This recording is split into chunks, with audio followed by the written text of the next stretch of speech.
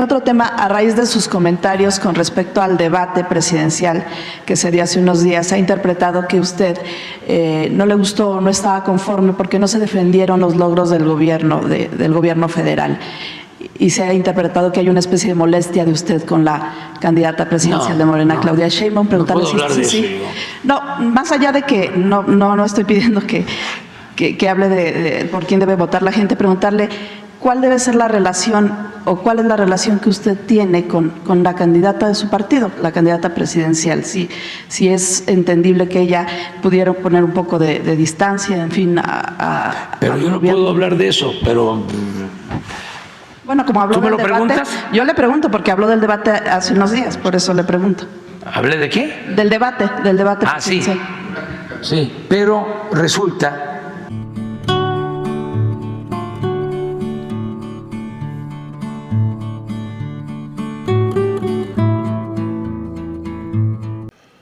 Vamos a ir a la conferencia hoy 12 de abril 2024. Hoy el presidente toca varios temas muy importantes, entre ellos la plática que tuvo personalmente en Palacio Nacional con el embajador de Biden, Ken Salazar.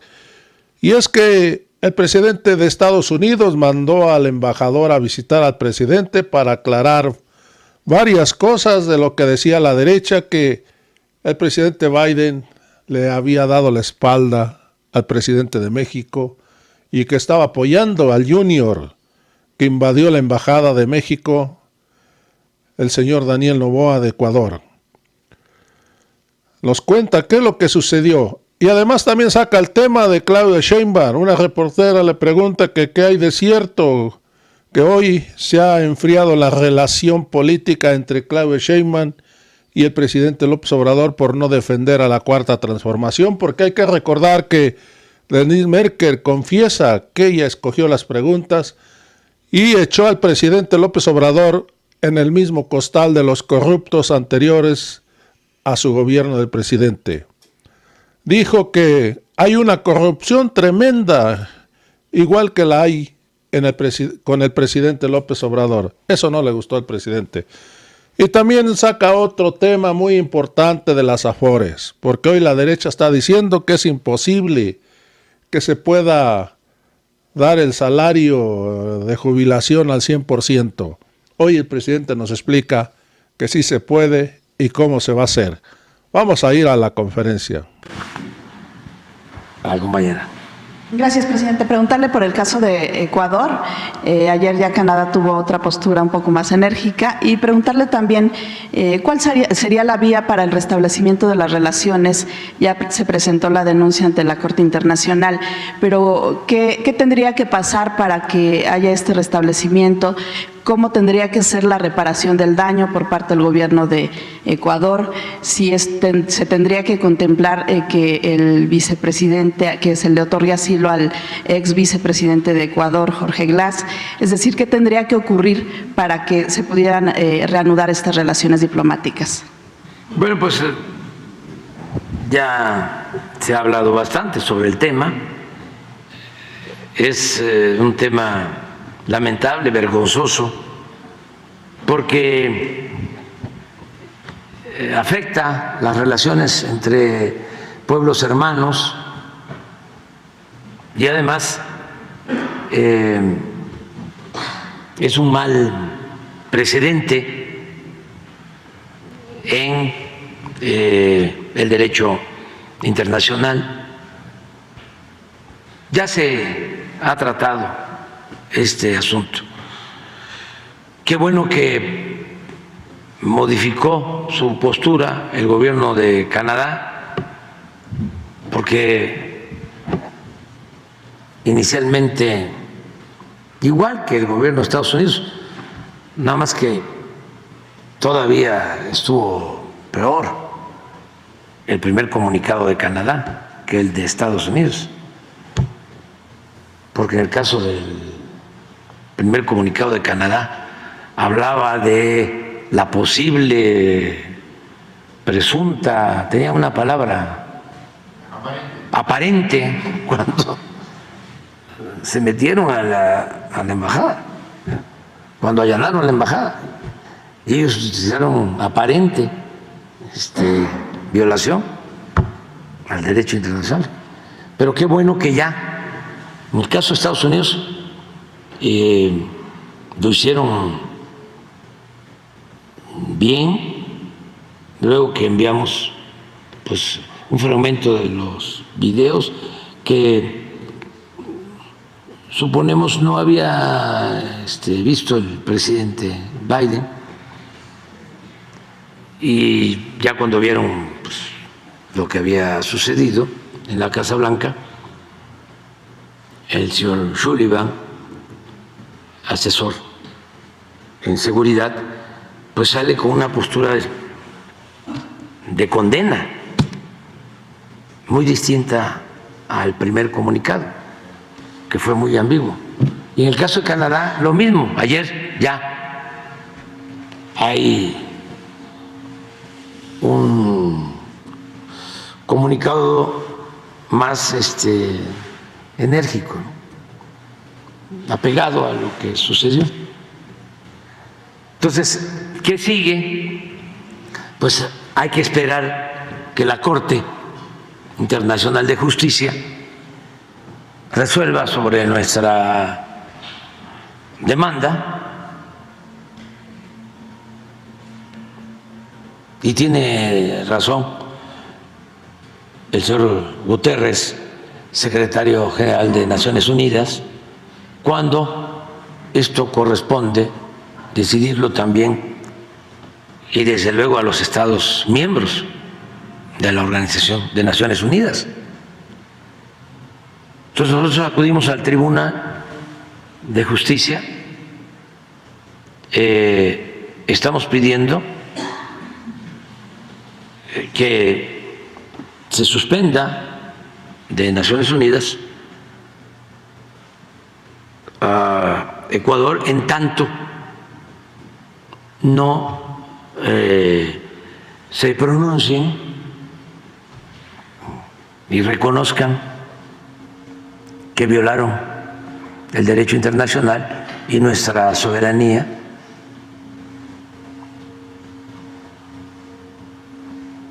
que eso es lo que nosotros queremos.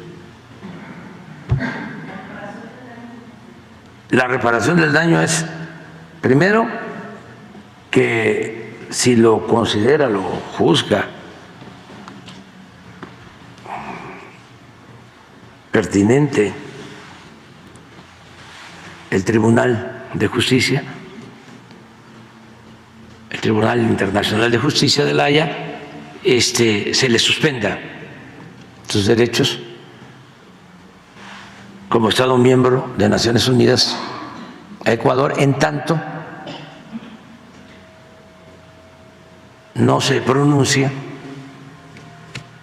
y ofrezca una disculpa y el compromiso de no repetición.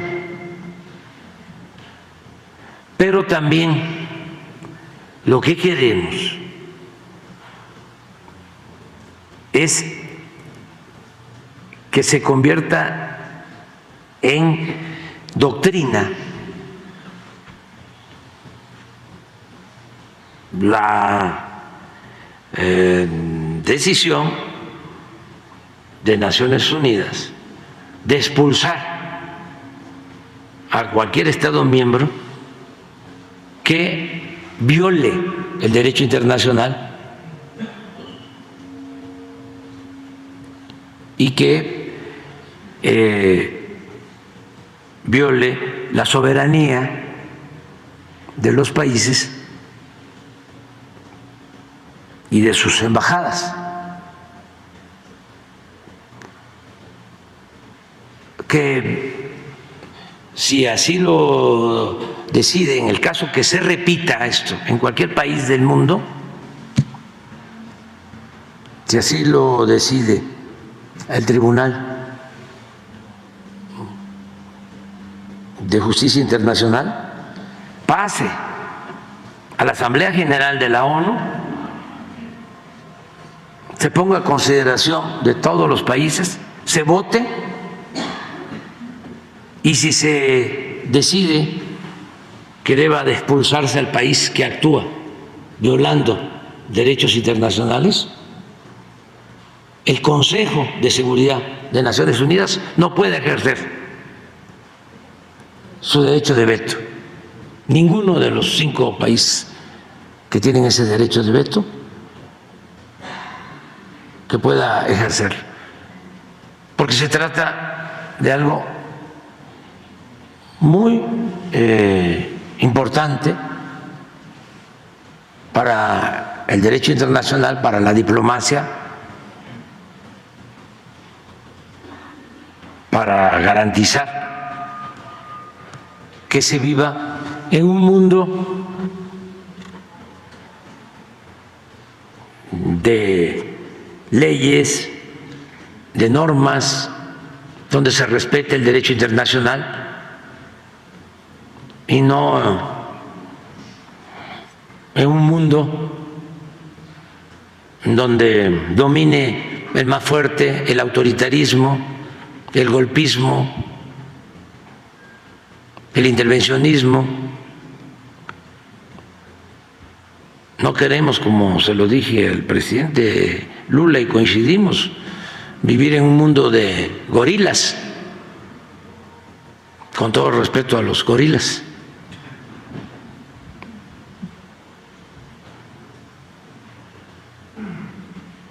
Eso es lo que estamos planteando. Acerca del asilo, eso lo tiene que resolver también el Tribunal Internacional.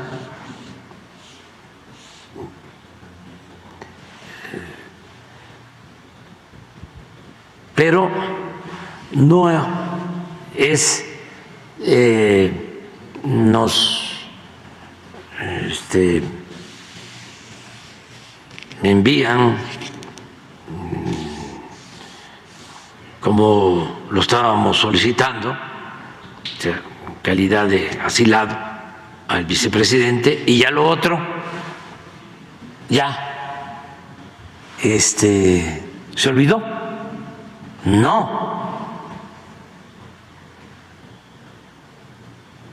Lo que queremos es que no haya repetición.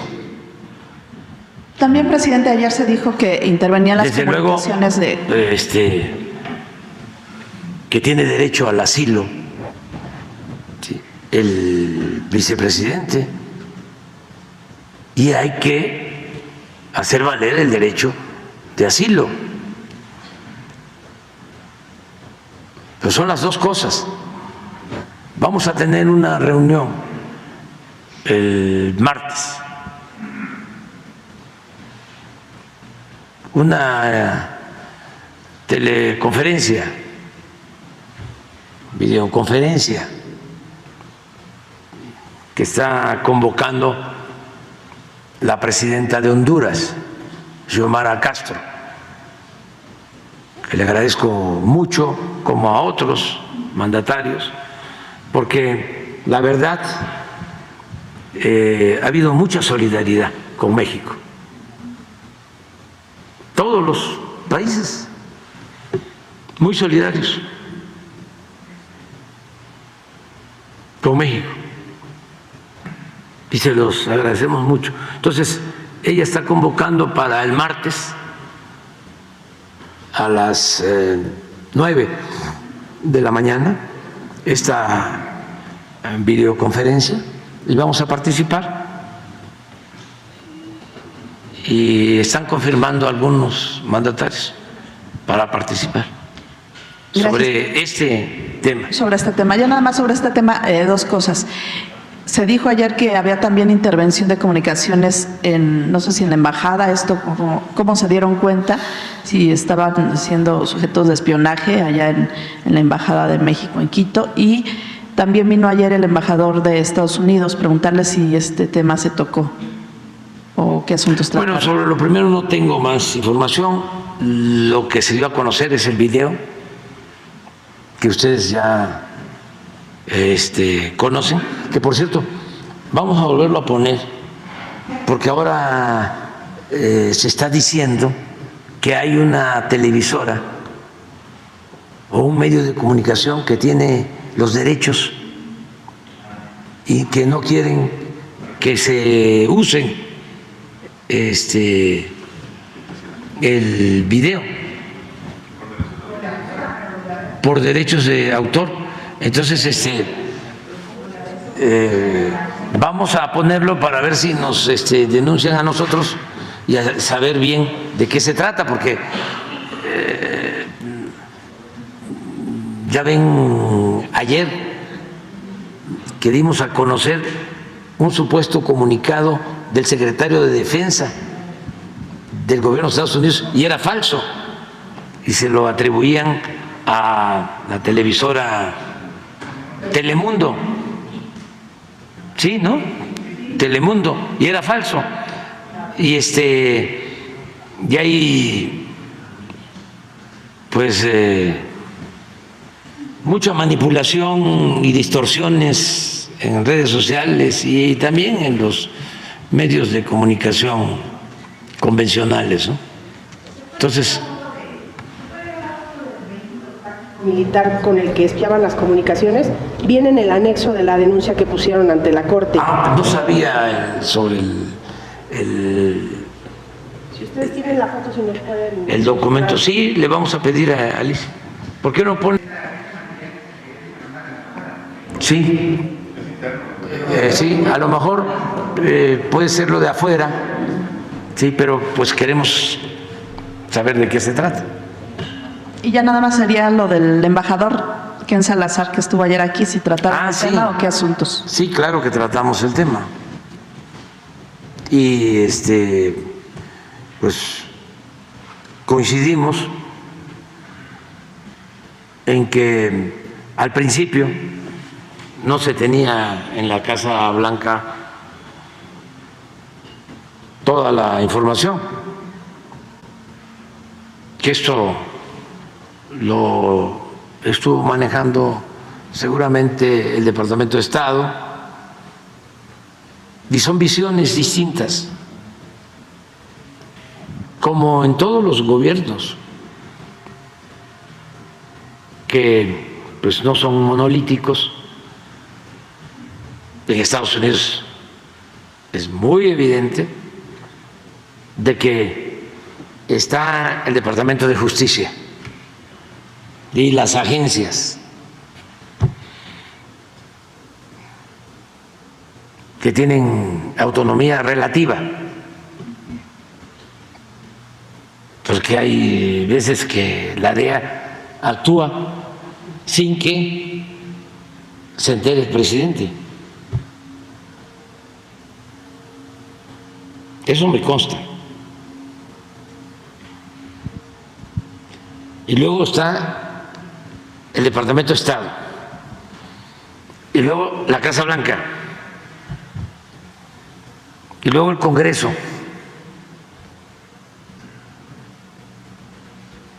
Y desde luego el Poder Judicial. Y luego los estados, lo que está pasando ahora, de que el gobierno de Texas y otros gobiernos están queriendo decidir sobre asuntos internacionales en el tema migratorio. Hay una controversia entre el gobierno federal y los gobiernos estatales.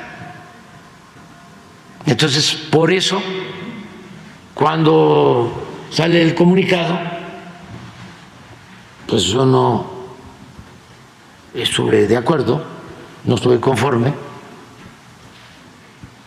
y imaginé que el presidente Biden no conocía lo que realmente había sucedido. Y le hablé al embajador. Le dije que quería que le entregara personalmente al presidente Biden el fragmento de video que acabamos de ver.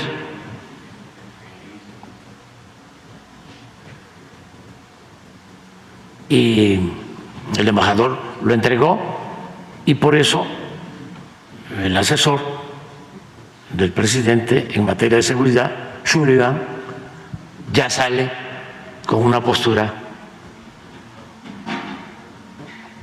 distinta, como debía haber sido la primera.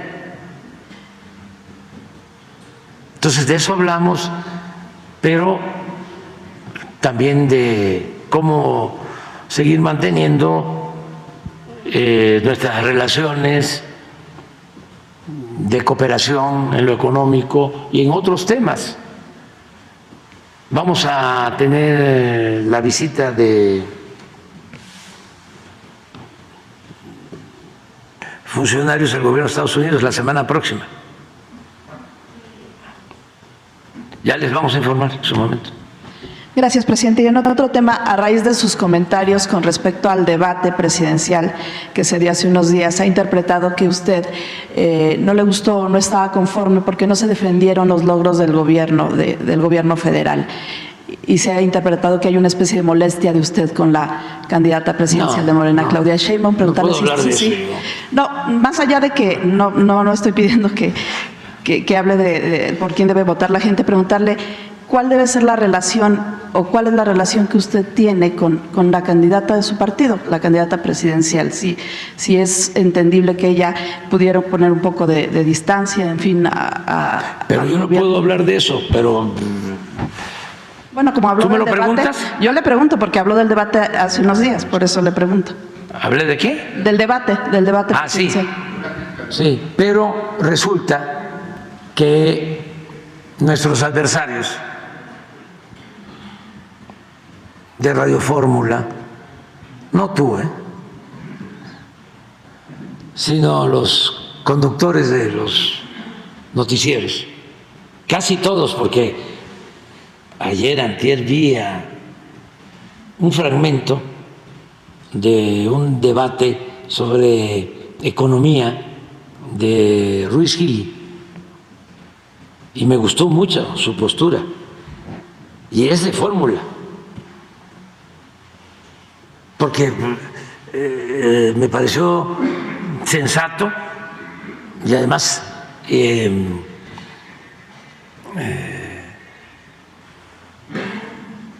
excepcional, porque ante el mundo ese de desinformación, ¿no?, y de ataques en Radio Fórmula, de todos los noticieros, de repente está con un experto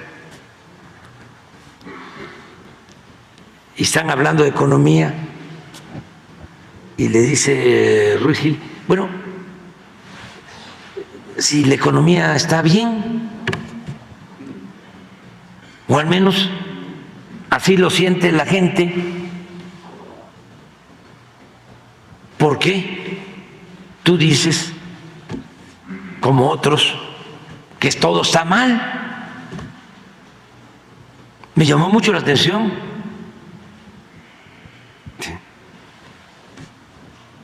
Por eso no hay que generalizar, hay excepciones honrosas, pero el resto de los conductores de Fórmula y de todos los medios, pues le dieron una interpretación sesgada a lo que dije sobre el debate.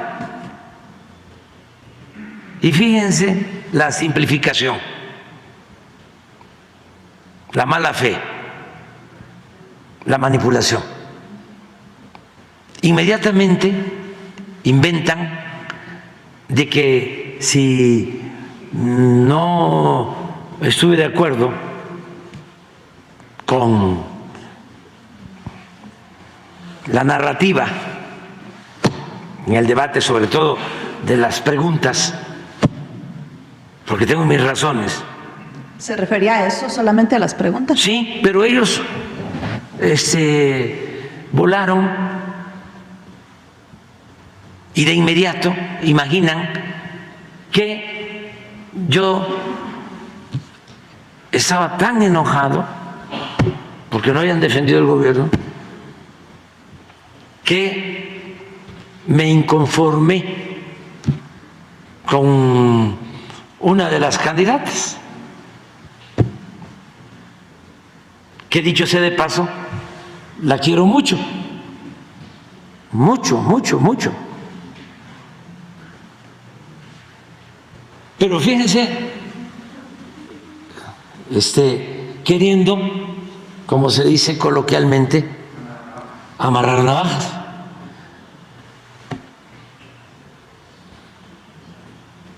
Cucándome.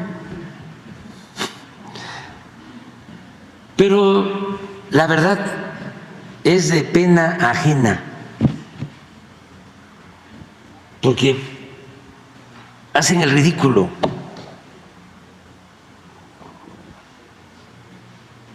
Pues eso fue lo que interpretaron. Claro que no interpretaron eso, porque pues no son tontos, pueden ser perversos, pero tontos no.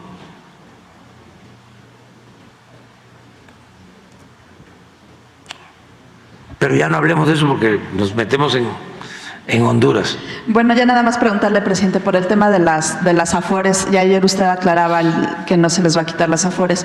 Nada más un par de cosas con respecto a la iniciativa, que se dice que automáticamente cuando tengan 70 años, en el caso del Seguro Social, y 75 en el ISSSTE, pasarían a este fideicomiso para las pensiones, estas cuentas individuales. Hay preocupación, por ejemplo, de la gente que tiene más de 70 y sigue trabajando, ¿no? Sí, ¿qué pasaría? En este caso solamente serían las cuentas inactivas, ¿entiendo? Sí, pero porque como que es que la iniciativa también, no lo planteó así. También ese es otro asunto, ¿no? Qué bueno que no cancelaron las mañaneras, porque ¿lo tienes? Lo vamos a poner ahora. Las cuentas individuales de afores son intocables. Nosotros tenemos la responsabilidad de defender las pensiones de los trabajadores. No somos iguales a los saqueadores de antes.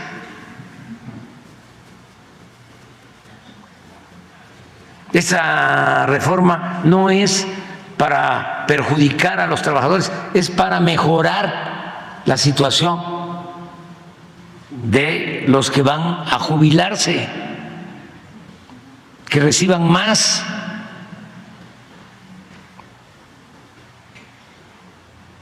Pero todo esto ayuda, toda esa manipulación, porque son muy torpes, no se dan cuenta que al estar queriendo difundir mentiras, me permite a mí recordar lo que hizo Zedillo y lo que hicieron los del bloque conservador, que reformaron la Constitución para quitarle las pensiones, una cantidad considerable de las pensiones a los trabajadores. ¿Qué hizo Zedillo con el apoyo de otros en la reforma a la Constitución 1997 para los jóvenes? Bueno, que antes de esa reforma, el trabajador, si se jubilaba con 10,000 pesos, eso era lo que iba a recibir. Y Zedillo reforma la ley, reforma la Constitución para que ese trabajador, en vez de recibir los 10,000 pesos que gana en el último año, reciba de los 10,000, no exagero, 3,000. Entonces, ¿qué hace después Calderón con la maestra Bester, con los trabajadores al servicio del Estado? Porque la primera reforma de Zedillo es para los trabajadores inscritos al Seguro Social. Luego viene el fraude electoral, imponen a Calderón, y otra reforma es lo mismo, pero para los trabajadores al servicio del Estado. Y es el mismo ejemplo: el que gana 10,000 va a recibir 3,000. Entonces, ¿qué es lo que nosotros estamos remediando? No de ahora, ya llevamos tiempo. ¿Cómo logramos que en vez de estos 3,000 se acerquen y obtengan lo que reciben de sueldo cuando se jubilan? ¿Cómo llegan a los 10,000? ¿Qué hicimos ya para eso? Dos cosas que ya se hicieron con reformas que enviamos nosotros a la ley. Una, muy importante, que por decisión propia los empresarios, al darse cuenta de que eso era una gran injusticia para los trabajadores, los mismos empresarios deciden aumentar sus cuotas pagadas al seguro para las jubilaciones, con el propósito de que reciban más los trabajadores al jubilarse. Ellos deciden. Entonces, eso se aprueba. Aquí lo dimos a conocer. Estaba todavía como presidente del Consejo Coordinador Empresarial Carlos Lomelí, Carlos Salazar, pero apoyaron todos los dirigentes de las organizaciones empresariales. Al mismo tiempo, que esa fue la segunda medida, ayer estaba yo medio escuchando al que manejaba las Afores en el gobierno anterior, que desde luego está inconforme. ¿Por qué está inconforme? Porque cuando llegamos, las Afores cobraban comisiones para administrar las pensiones altísimas, por encima de lo que se cobraba en el mundo.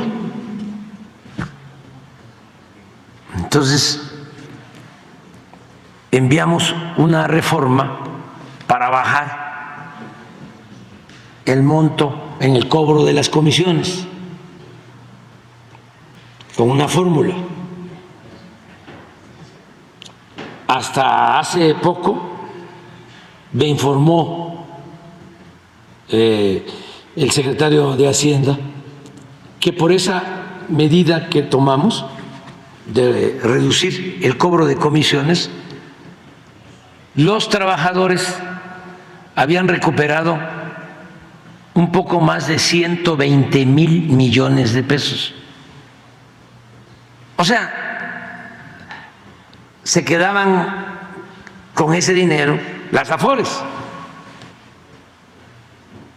No les gustó, en su momento hubo protestas, resistimos las protestas, y yo estoy seguro que vamos a terminar el año con un ahorro de 150,000 millones de pesos para los fondos de los trabajadores. uno de los que estaba criticando de que no iba a servir este fondo compensatorio que estamos creando era precisamente el que antes manejaba lo de los aforos, que se quedó callado cuando estaban cobrando excesivamente las afores por administrar las pensiones. Bueno, de todas maneras, con lo que hicimos, no alcanza. Si estamos hablando del ejemplo de 10,000, con lo que hemos hecho, va a significar recibir 5,000.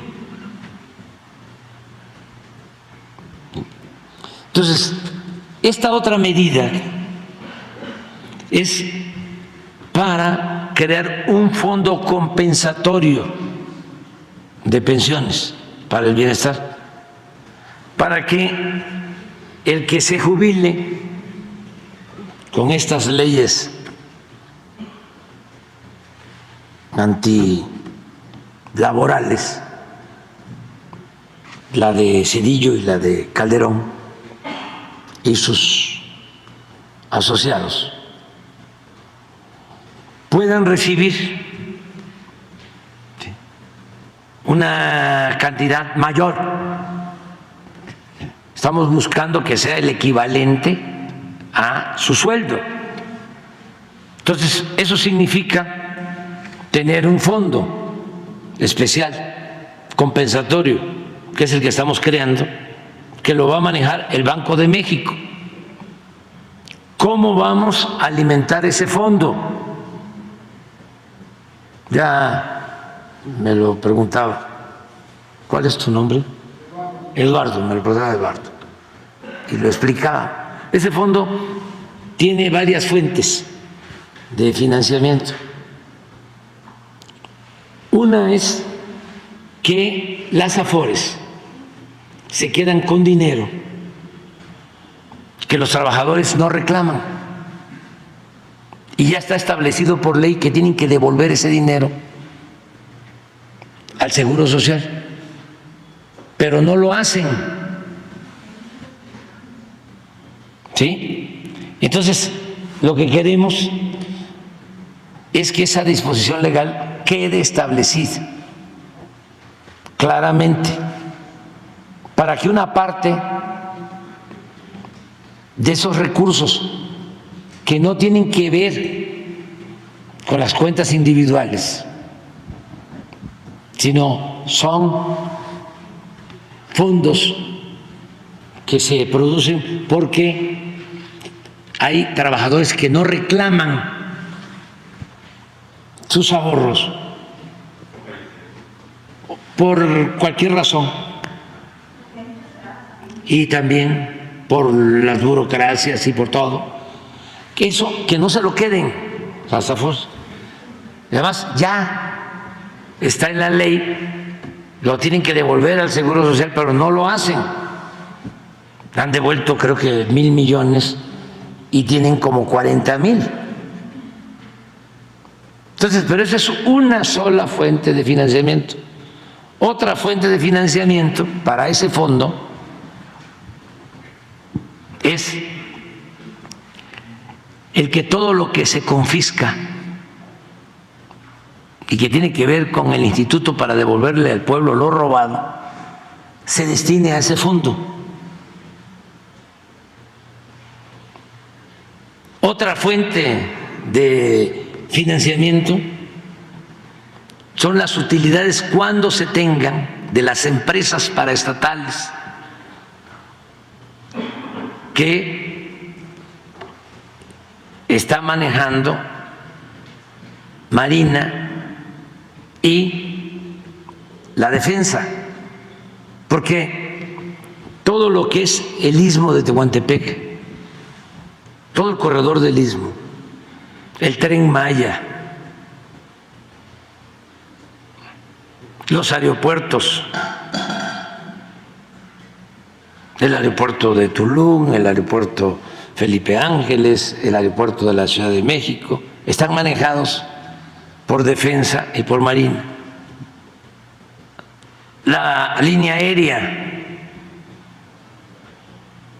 Todas esas empresas, cuando se constituyeron, se estableció que sus utilidades se iban a destinar a fondos de pensiones de los trabajadores. Entonces, de manera simplista y de mala fe, dicen los expertos y los que no nos quieren, ¿cuándo va a haber utilidades en Mexicana? ¿Cuándo va a haber utilidades en el Tren Maya? Pues sí, sí van a haber utilidades. No, en el corto plazo, porque cualquier empresa requiere de tiempo para consolidarse, para llegar a un punto de equilibrio.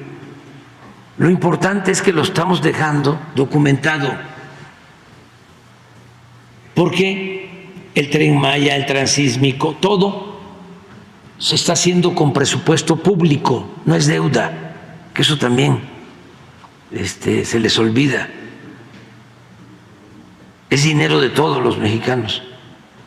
Son empresas del pueblo de México, a diferencia de lo que pasaba antes, que las empresas eran particulares. Esas son empresas públicas. Entonces, todo eso y otras fuentes más van a fortalecer este fondo de pensión para que, en la medida que se vaya venciendo el plazo de las jubilaciones, se compense a los trabajadores. Esto lo estamos planteando para que sea una reforma constitucional. Sin embargo, como ya queremos que empiece a atenderse a los primeros que empiezan a jubilarse, estamos pidiendo que haya una reforma legal, que es lo que se va a presentar, que ya se estudió, se analizó en comisiones y creo que se va a votar la semana próxima, para que en mayo ya podamos decir, se cuenta con este fondo, ya se constituyó y empieza a funcionar.